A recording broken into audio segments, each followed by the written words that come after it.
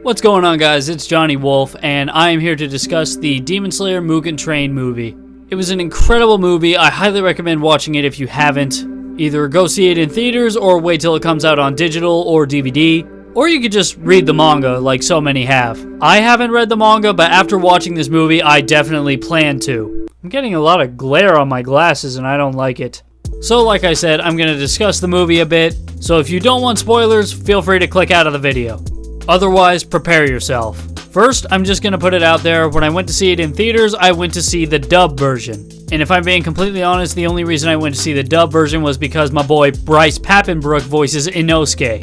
And if you don't know who that is, he's the same English voice for Eren Yeager, Kirito from Sword Art Online, Meliodas from Seven Deadly Sins, and Rin Okamura from Blue Exorcist. But he does an excellent job voicing Inosuke. And Inosuke is still my favorite character for all of Demon Slayer. But as far as the movie itself, my favorite character is definitely Rengoku. For some sad reasons, as well as some good reasons. The voice acting was beautiful, the animation, the characters, and the soundtrack. Don't even get me started on the soundtrack. I mean, the music that occurs between the fights is just absolutely amazing. You feel so immersed in the cinematography and the choreography and the fights, and they do such a good job of conveying the emotional turmoil in the characters. And I gotta say, whoever it was that was the English voice for Enmu in Mugen Train definitely did a good job. I mean, it was the perfect blend of like creepy and soothing.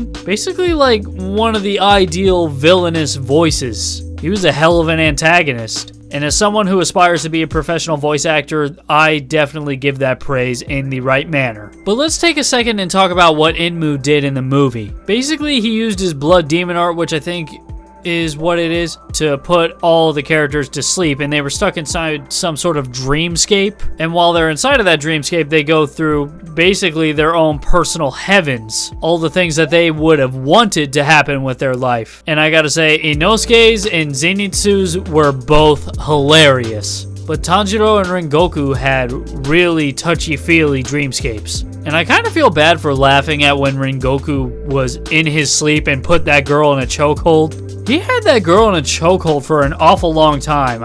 I'm surprised that she lived. And when Tanjiro figured out the secret to escaping the dream spell, I gotta say, that was kind of vicious. And he almost did it while he was outside of the dreamscape in real life. And then Inosuke came in for the clutch and rescued him. And speaking of coming in for the clutch, let me tell you about Nezuko. The way she used her blood demon art to just pretty much burn the sleepy ropes. If you haven't seen the movie, I know that sounds kind of silly. But yeah, Nezuko is still the best, and she deserves all the head pats. And I gotta say, she deserves so much better than Zenitsu. But complaining aside, Zenitsu actually was pretty badass in this movie.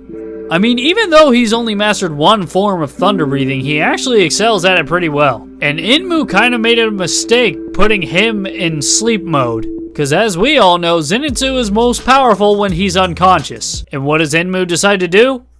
Make him unconscious. What a twist! But enough of that. Let's talk about the best boy of this movie, Rengoku. He was either the official or unofficial center of the movie, I can't really tell. But if anything, his relationship with Tanjiro was like the center of the movie. I mean, save for saving everybody on the train and defeating Enmu, Tanjiro's main goal was to get in touch with Kyojuro Rengoku and discuss flame breathing, fire breathing, and to uncover the secrets behind his dad's flame breathing dance. But shortly before he died in the movie, he told him to go to his old house and uncover the notes, and there he might find the answers he's looking for. And that's another thing, Rengoku's death. Just after they saved everybody on the train, crashed the train, and defeated Enmu, the upper three of the new 12 Kizuki comes up. His name is Akaza, and he says, "Hey, you, strong one with the flyer hair, let's fight." And Rengoku's like, "Bet." And Rengoku basically gets the shit kicked out of him. And because Akaza's a demon, he basically heals instantly. And Rengoku was so close to finishing him off. I mean, he still fought to the bitter end. I mean, sadly, Akaza got away. But if you ask me, I agree with Tanjiro. Rengoku won that fight. Akaza just bitched out because the sun was coming up. But yeah, Rengoku's death and his dying words, they had like such an effect on Tanjiro and the rest of the guys. as well as us, the audience. And this is weird to say, but my favorite thing about Rengoku's death and his dying words was that it made Inosuke cry. And Inosuke is just one of those characters that you don't imagine crying all that much. I mean, I'm not saying he's void of emotion, but the man has like little to no social skills, and all he's basically ever known was how to fight. I mean, he's basically the Goku equivalent of Demon Slayer in that sense. And I'm not talking about in terms of strength and fighting. I mean in terms of like personality.